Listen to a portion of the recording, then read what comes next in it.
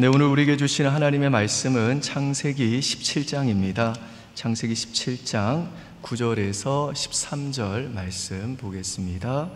창세기 17장 9절에서 14절까지네요. 죄송합니다. 9절에서 14절까지 우리 한 절씩 나누어 읽겠습니다. 제가 한 절 읽습니다. 하나님이 또 아브라함에게 이르시되 그런즉 너는 내 언약을 지키고 내 후손도 대대로 지키라.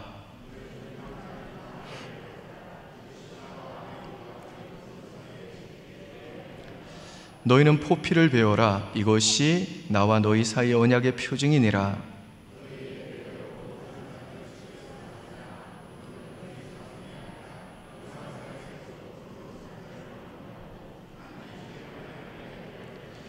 너희 집에서 난 자든지 너희 돈으로 산 자든지 할례를 받아야 하리니 이에 내 언약이 너희 살에 있어 영원한 언약이 되려니와 할례를 받지 아니한 남자 곧 그 포피를 베지 아니하는 자는 백성 중에서 끊어지리니 그가 내 언약을 배반하였음이니라. 아멘. 오늘 본문이 앞절에 보시면요, 하나님께서 99세 된 아브라함에게 나타나셔가지고 내가 너에게 많은 후손을 줄 것이다. 그리고 내가 너와 내 후손의 하나님이 될 것이다. 그리고 내가 너희 후손한테 지금 네가 있는 이 가나안 땅을 그들의 영원한 기업으로 줄 것이다 라고 약속하셨습니다. 그리고 나서 오늘 본문에 보면 이제 하나님께서 아브라함에게 하나님의 백성의 표징인 할례를 하라고 명하십니다. 우리 방금 전에 읽었습니다마는 10절부터 13절 제가 다시 한번 읽겠습니다. 하나님이 또 아브라함에게 이르시되 그런즉 너는 내 언약을 지키고 내 후손도 대대로 지키라 하시면서 그 언약을 맺은 하나님의 백성들이 지켜야 될 언약의 의무를 말씀하시는데요, 10절부터 13절 같이 읽습니다. 너희 중 남자는 다 할례를 받으라. 이것이 나와 너희와 너희 후손 사이에 지킬 내 언약이니라. 너희는 포피를 베어라. 이것이 나와 너희 사이의 언약의 표징이니라. 너희의 대대로 모든 남자는 집에서 난 자나 또는 너희 자손이 아니라 이방 사람에게서 돈으로 산 자를 막론하고 난 지 8일 만에 할례를 받을 것이라. 너희 집에서 난 자든지 너희 돈으로 산 자든지 할례를 받아야 하리니 이에 내 언약이 너희 살에 있어 영원한 언약이 되려니와. 이 언약이라는 것은 쌍방이 이제 맺은 계약이라고 그랬죠. 이 언약의 이제 표징, 증표로서 하나님이 이 할례를 명하셨는데, 이 할례라는 것은 남자 생식기의 표피를 제거하는 것입니다. 지금으로 말하면 포경 수술이라고 할 수가 있어요. 남자의 생식기를 외과 수술하는 거예요. 그러니까 하나님께서 가나안 땅을 아무에게나 주지 않겠다는 겁니다. 할례한 백성, 내 언약의 백성이라는 표징을 가진 자들에게만 내가 이 땅 주겠다라는 것입니다. 신약시대에는 이제 이 할례가 뭘로 대체가 됐느냐? 세례로 대체가 됐죠. 그러니까 세례는 할례와 같이 하나님의 이 백성이라는 표시라는 것입니다. 자, 그렇다면 이 할례의 의미가 뭘까요? 이 시간에는 이 할례의 의미라는 제목으로 이 질문에 대한 답을 두 가지로 정리해 보고자 합니다. 첫 번째 할례의 의미는요, 하나님만 신뢰하라는 것입니다. 여러분, 고대 근동에서는 신과 인간의 관계는 언제나 갑과 을의 관계였습니다. 그래서 인간이 신에게 일방적으로 요구할 수 있을 뿐 인간과 신이 동등하게 언약을 맺을 수 없었습니다. 그래서 고대 근동의 문헌이나 이 고고학적인 발굴들을 보면요, 거의 신이 인간에게 일방적으로 요구를 하고 명령을 합니다. 그리고 인간 중에서 그 신과 이 언약을 맺을 수 있는 존재는 왕밖에 없었습니다. 그런데 성경은 정말 특이하게도 모든 인간이 하나님의 형상으로 지음받았다라고 선포하면서 인간을 극적으로 격상시킵니다. 그리고 성경은 하나님을 어떻게 소개하느냐 하면, 하나님은 인간과 언약을 맺으심으로 하나님의 그 구원의 계획을 이루어 가시는 그 언약을 지키시는 하나님이다 라고 소개를 하십니다. 언약이라는 것은 아까도 말했듯이 쌍방이 맺는 계약이라고 그랬죠. 그래서 언약에는 서로가 지켜야 될 조건이 있습니다. 언약의 의무가 있어요. 그런데 하나님이 그 인간과 맺은 언약을 보면요, 그 내용이 대단히 파격적입니다. 어떤 점에서 그러냐 하면, 보통 이 갑과 을의 관계면 을이 지켜야 될 의무사항이 많잖아요. 예컨대 우리 성도님들 중에서 뭐 전세 월세 사시는 분들 계시죠. 그러면 주인한테 내가 지켜야 될 의무사항이 더 많잖아요. 매달 월세 내야 하는데 만약 그거 뭐 몇 달 안 내면요, 주인이 고소해 버리잖아요. 그러니까 이 을의 입장에 있는 분들이 너무 힘든 거죠. 을이 지켜야 될 의무가 더 많은 법입니다. 그런데 하나님과 인간이 맺은 이 언약의 내용을 보면요, 이 창조주와 피조물의 관계니까 당연히 인간이 을이 되고 하나님이 갑이 되잖아요. 그렇죠. 그런데 놀라운 것은 하나님과 이 인간이 맺은 언약을 보면 갑이신 하나님이 지켜야 될 의무가 비교할 수 없을 만큼 압도적으로 많습니다. 하나님이 이 아브라함과 맺은 언약을 봐도 그렇습니다. 하나님은 정말 아무 자격도 없고 어떤 공로도 없는 이 아브라함에게 일방적으로 찾아오셔가지고 내가 너를 큰 민족 되게 해주겠다, 내가 이 가나안 땅을 너와 너 후손에게 주겠다, 내가 너와 내 후손의 하나님이 되어주겠다 라고 하는 이 엄청난 약속들을 일방적으로 약속하시고 그 약속을 지켜내시기 위해 정말 우리 하나님이 자신의 생명과 전 존재를 걸고 정말 최선을 다하시고 그 언약 지키는 일에 절대적으로 헌신하십니다. 그리고 저와 여러분에게도 하나님께서 일방적으로 찾아오셔서 우리 구주 예수 그리스도의 피에 근거해서 하나님은요, 저와 여러분과도 이 구원의 언약을 맺으시고 내가 너희 모든 죄를 사해 주겠다, 내가 너를 나의 자녀로 삼아 주겠다, 내가 너에게 영생을 줄 것이다, 그리고 저 영원한 나라까지 갈 때까지 내가 네 인생을 붙잡아 네 인생 가운데 반드시 내가 약속한 대로 너를 내 아들처럼 거룩한 자로 내가 만들어 주고야 말겠다, 그리고 내가 너 일평생과 영원토록 내가 너의 하나님이 되어 너를 영원토록 책임져 주겠다 라고 맹세하셨고, 그 맹세와 약속을 지키는 일에 우리 하나님은요 절대적으로 헌신하십니다. 여러분, 이런 하나님이 어디 있어요? 그래서 어떤 변호사 출신의 기독교인은요, 성경에 나오는 이 하나님과 인간이 맺은 이 언약을 보면서 내가 만약 하나님이라고 한다면 이렇게 손해보는 계약은 절대로 안 할 거다 그랬습니다. 하나님이 인간과 언약을 맺은 걸 보면 항상 하나님이 손해보는 계약을 한다는 것입니다.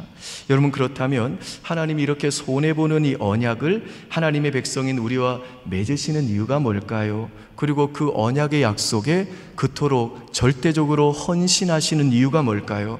그 이유는 너무너무 간단합니다. 그건 하나님이 그냥 저와 여러분들을 일방적으로 사랑하셨기 때문에 그렇습니다. 이것 말고는요 다른 이유가 없는 겁니다.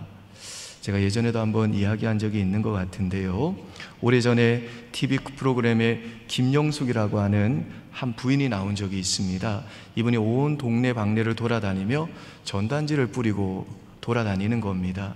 그 전단지 내용이 뭐냐 봤더니 내 남편 좀 찾아주세요 하는 전단지 내용인데, 이광식 씨라고 하는 자기 남편을 찾아서 이 부인이 전국을 방방곡곡 돌아다니고 헤매는 것입니다.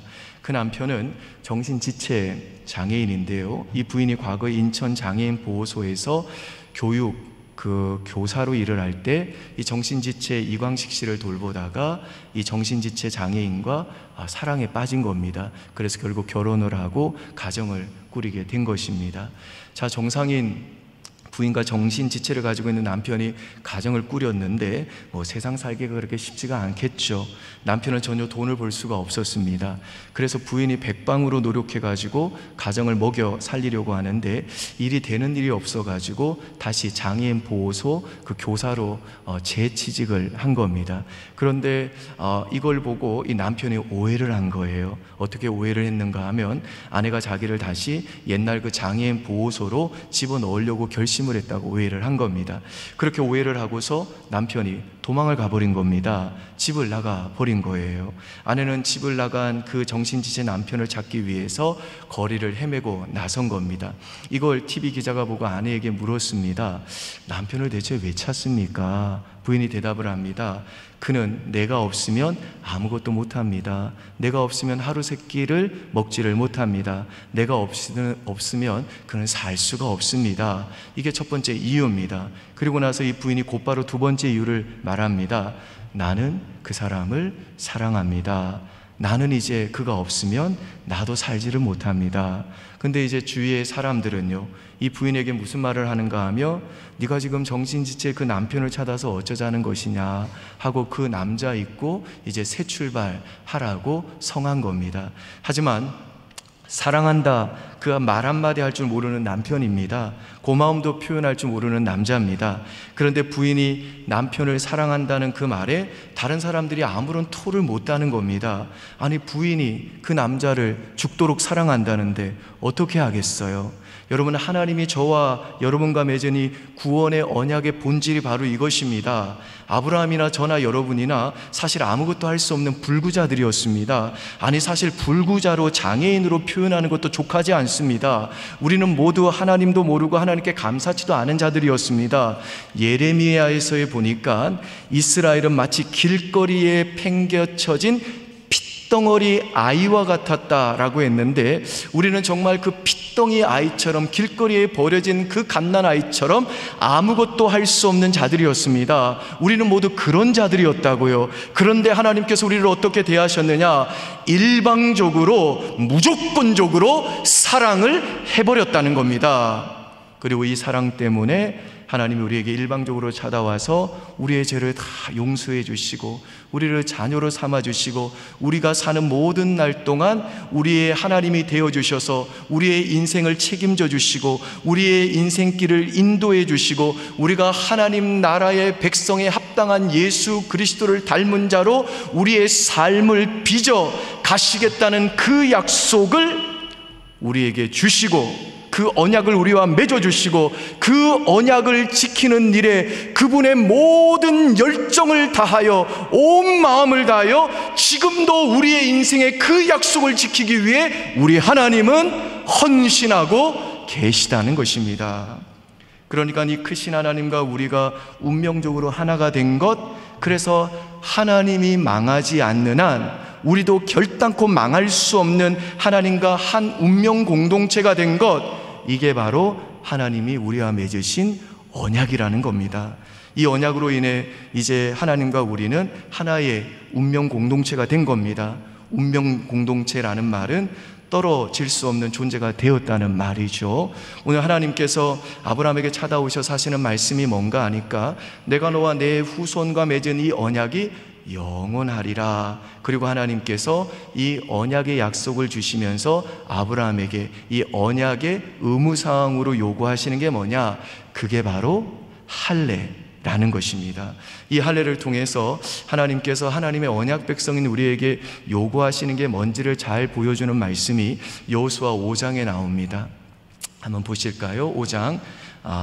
거기에 보시면 이제 이스라엘 백성이 하나님이 약속하신 이 가나안 땅에 들어가기 전에, 여리고성을 멸하기 전에 길갈에서 대규모로 이제 그 성인 남성 20세 이상의 남성들이 이제 그 8살 이상 된 모든 남성들이 이제 할례를 받는 장면이 나오는데요. 여호수아 5장 8절 한번 보실까요? 한번 읽겠습니다. 시작.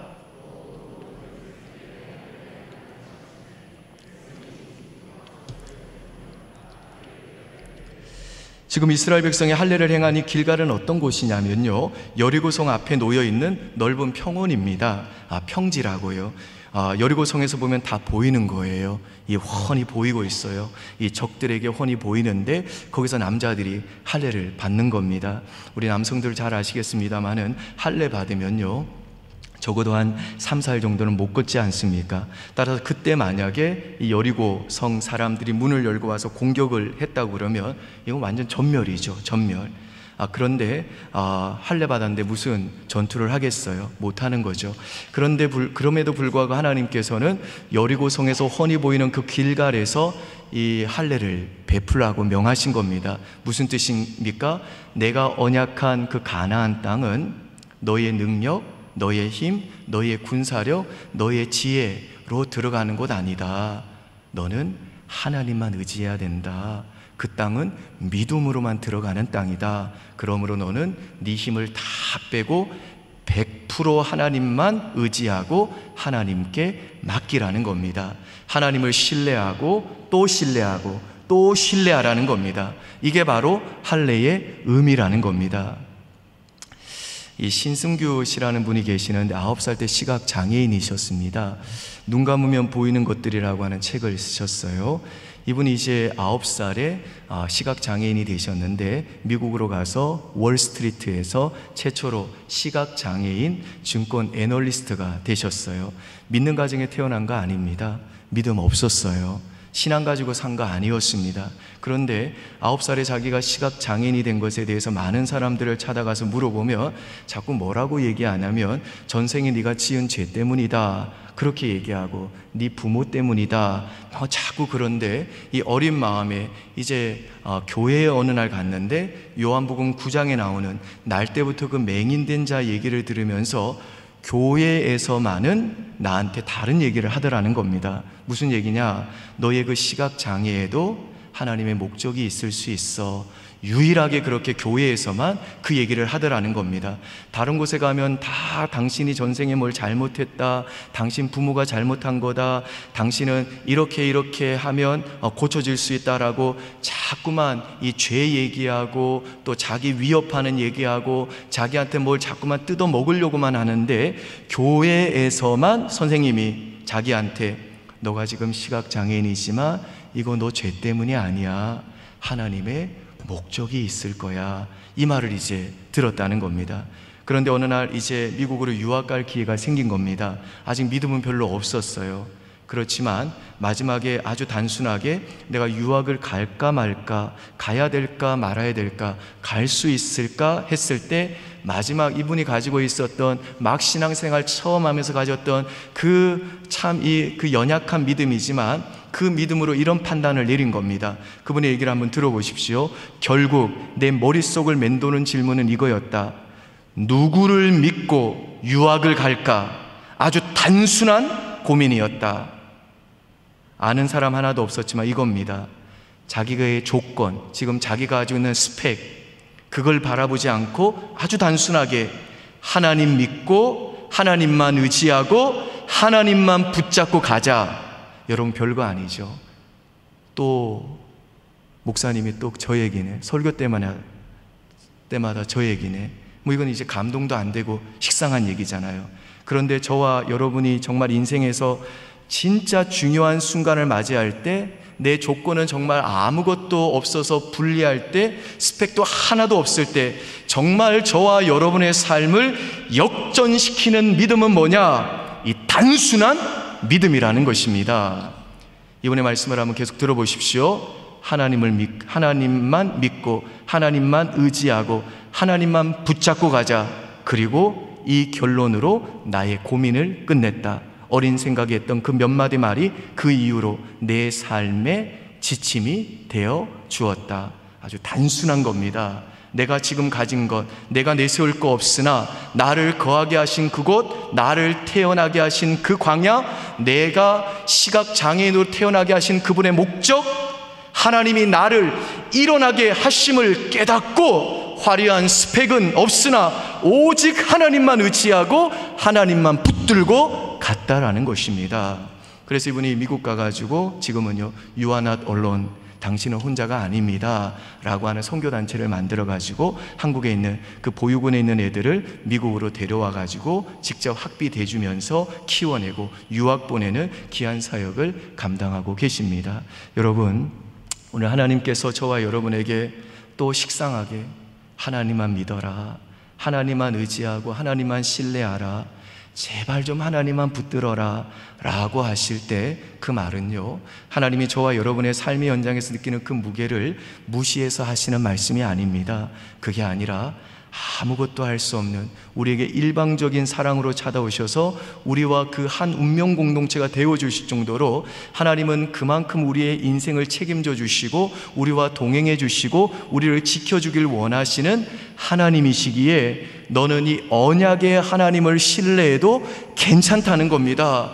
조건이 별별 일 없어도 괜찮다는 겁니다. 외모가 딸려도 괜찮다는 겁니다. 학벌이 부족해도 괜찮다는 겁니다. 지금 직장이 없어도 괜찮다는 겁니다. 아직 결혼을 안 해도 괜찮다는 겁니다. 너는 그래도 그런 상황에서도 하나님을 믿어도 괜찮다는 겁니다. 그러니까 하나님께서 오늘 저와 여러분에게 하나님만 믿어라, 하나님만 의지하고 하나님만 신뢰하라, 하나님만 붙들어라고 하시는 이 말씀은 그 언약의 하나님이 반드시 나를 도와주시고 신실하게 내 걸음을 인도해 주시겠다는 하나님의 약속이라는 것입니다. 그러므로 사랑하는 여러분, 부디 참 힘들고 어려운 이 시대를 살아가고 있기는 하지만, 그래서 염려와 걱정이 끊이지 않는 우리의 삶의 현장이지만 그 염려와 근심과 불안 중에도 하나님이 나와 언약을 맺으신 나의 하나님이라고 하는 이 사실 잊지 마시고 이 하나님만 의지하고 이 하나님만 신뢰하고 이 하나님만 붙들라고 하는 이 할례의 의미를 여러분의 가슴팍에 오늘 이 시간 깊이 새겨 넣으시기를 주의 이름으로 축원드립니다. 두 번째 할례의 의미는 예수 그리스도의 제자의 삶을 살라는 것입니다. 골로새서 2장 11절 보실까요? 같이 한번 읽습니다. 시작.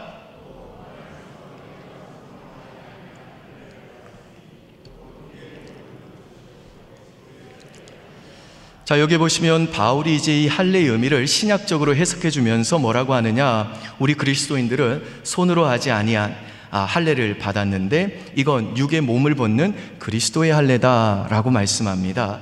여기서 육을 벗는다라는 말은 육을 잘라내다라는 뜻입니다. 그리고 여기서 육이라는 것은요, 우리의 이 바디, 몸을 의미하는 것이 아니라 하나님을 향하지 않고 세상을 향하려는 마음, 하나님보다 더 높아져서 내가 중심이 되려는 마음, 오직 자기 영광만을 구하려는 마음, 자기 유익을 추구하려는 마음, 오직 자기 만족을 위해서 살아가는 그 삶을 살려고 하는 의지, 이것이 바로 육입니다. 이 육을 잘라내는 것이 바로 그리스도가 우리 마음에 행해 주시는 마음의 할례라는 것입니다. 이 마음의 할례를 받은 자들이 바로 하나님의 진정한 백성들이고 진정으로 성령으로 거듭난 자들이고 진정한 예수의 제자라는 겁니다. 그리고 하나님은요, 이 마음의 할례를 받은 예수의 제자들에게 세 가지 사랑을 요구하십니다. 첫 번째는 예수님을 사랑하라는 겁니다.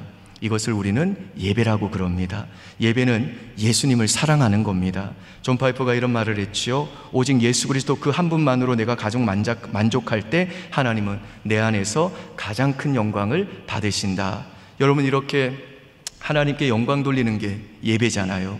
여러분이 지금 여기 나와서 하나님 말씀 듣고 찬양하고 기도하는 것도 물론 예배입니다. 그러나 이렇게 단순하게 겉으로 보이는 모습이 아니라 진정한 예배는 뭐냐? 우리가 정말 하나님 그 한 분만으로 내가 가장 이 세상에서 만족하고 이 세상의 그 어떤 것보다, 이 세상의 그 누구보다 예수님을 가장 귀한 보배로 여기고 이 세상 어떤 것도 예수님보다 더 중요하게 여길 수 없고 어떤 것도 그분보다 더 많은 무게를 둘 수 없는 그것이 바로 예배라는 것입니다.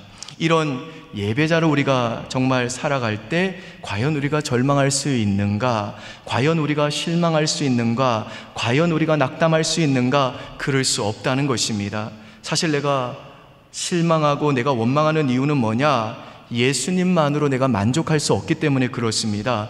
예수님 플러스 형통, 예수님 플러스 돈, 예수님 플러스 성공, 예수님 플러스 건강, 예수님 플러스 자녀 성공, 예수님 플러스 세상에서의 수많은 명예, 이런 식으로 내가 예수님을 사랑한다고 고백하면서도 우리의 심령 깊은 곳에서는요, 그 사랑의 질서를 보면 사실은 예수님이 아닌 더 다른 것을 더 사랑하는 마음이 내게 있을 때 내가 형통하지 못하고 돈이 내게 없고 건강이 내게 사라지고 내 자식이 내 뜻대로 되지 않고 내 인생에 성공이 없고 나에게 정말 원했던 그 남자와 여자가 가버리면 우리는요, 그것을 우리는 예수님보다 더 보배로운 하나님으로 섬기기 때문에 우리의 모든 삶이 무너지게 되고 낙심하고 절망하게 된다는 겁니다. 이게 과연 우리가 정말 예수님을 사랑하는 것일까? 아니라는 겁니다. 오직 예수님 한 분만으로 만족하는 것을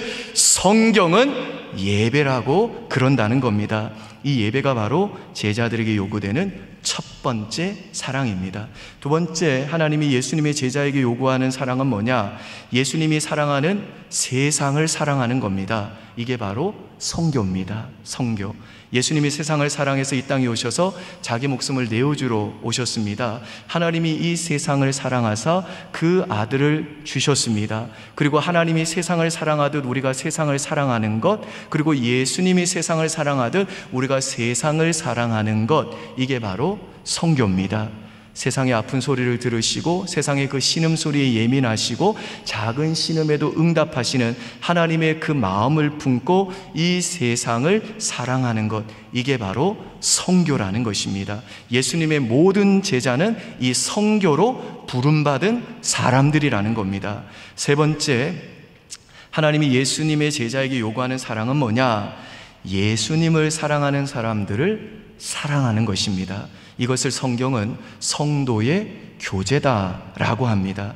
자기 혼자 은혜 받고 자기 혼자 신비 체험하고 자기 혼자 은사 받고 능력 체험하는 거 성경적 영성 아니라는 겁니다. 하나님이 그 모든 축복과 그 모든 능력과 그 모든 은사를 하나님이 주시는 유일한 딱 한 가지 이유는 뭐냐?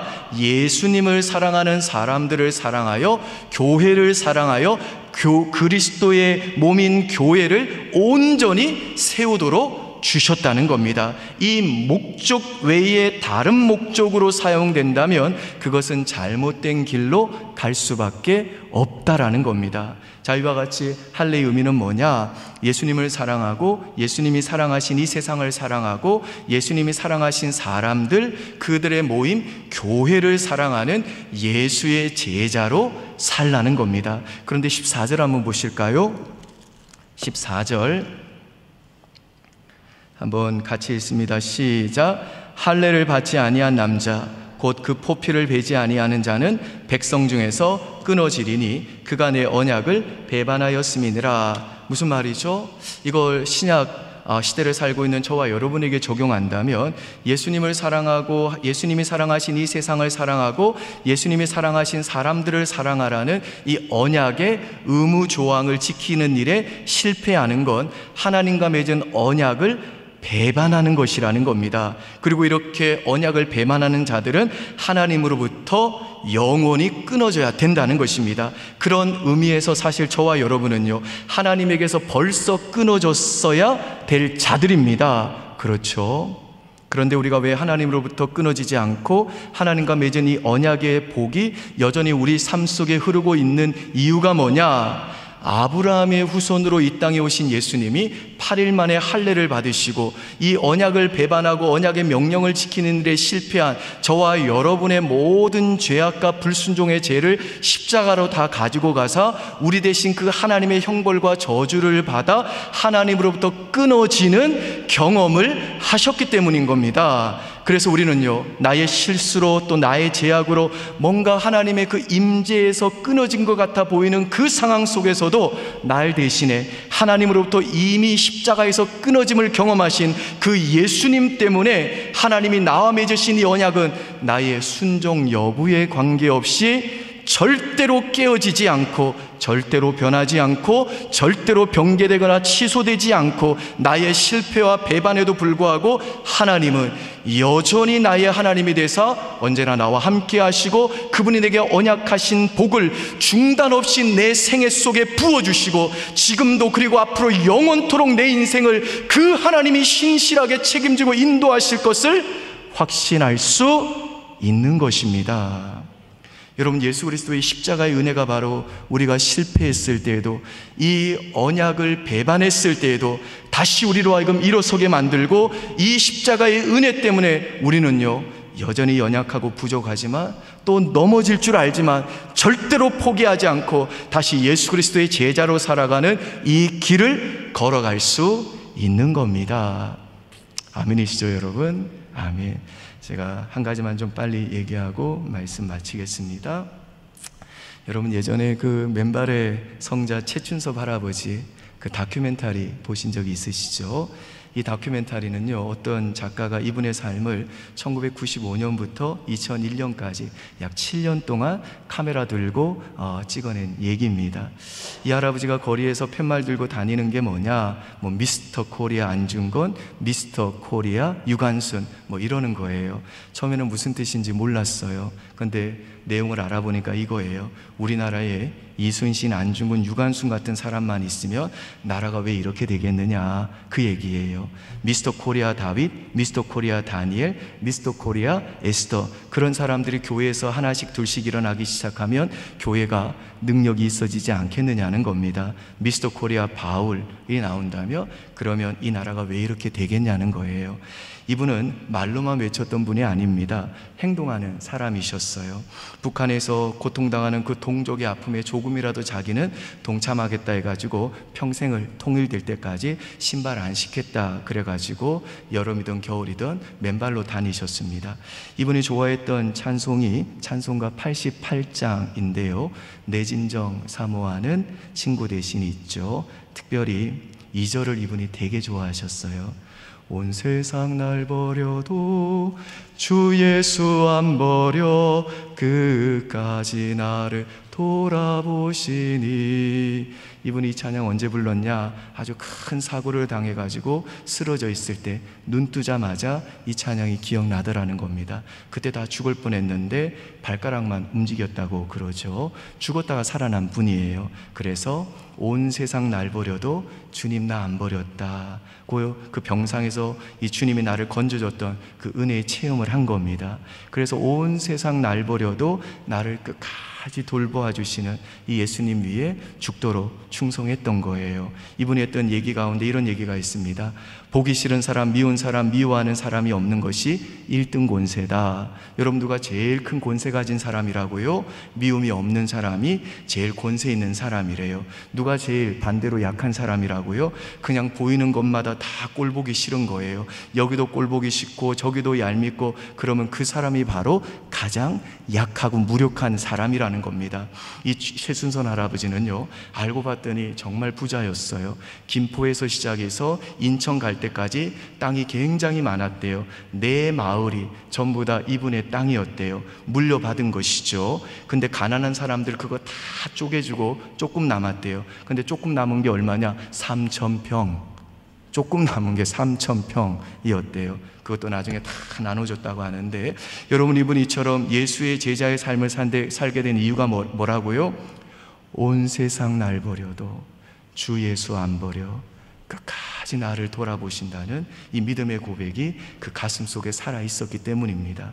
바라기는 오늘 이 시간 저와 여러분의 심령 속에도 이 시간 찬양하고 기도할 때 온 세상 날 버려도 주 예수 안 버려 끝까지 나를 돌아보신다는 이 예수님의 이 사랑과 은혜에 대한 이 믿음, 다시 살아나는 그 감격이 있으시기를 주의 이름으로 축원드립니다. 그래서 모든 상황 속에서 언약의 하나님만 신뢰하고 예수님 사랑하고 예수님이 사랑하신 이 세상 사랑하고 예수님이 사랑하신 사람들을 사랑하는 예수의 제자로 살라고 하는 이 할례의 의미를 삶 속에서 구체적으로 살아내는 은혜가 저와 여러분 모두에게 있으시기를 주의 이름으로 축원드립니다. 아멘. 이 시간 우리 한번 하나님께 찬송하겠습니다. 우리와 언약을 맺으시고 우리가 사는 날 동안, 그리고 우리가 죽어서 저 영원한 나라에서도 나의 하나님이 되어 주셔서 우리의 인생을 책임지시고 우리에게 주신 그 언약의 약속 신실하게 또 헌신적으로 지키겠다고 맹세하신 이 하나님의 은혜와 사랑을 생각하며 믿음으로 나의 하나님 찬양하겠습니다. 나의 하나님, 나의 하나님, 나의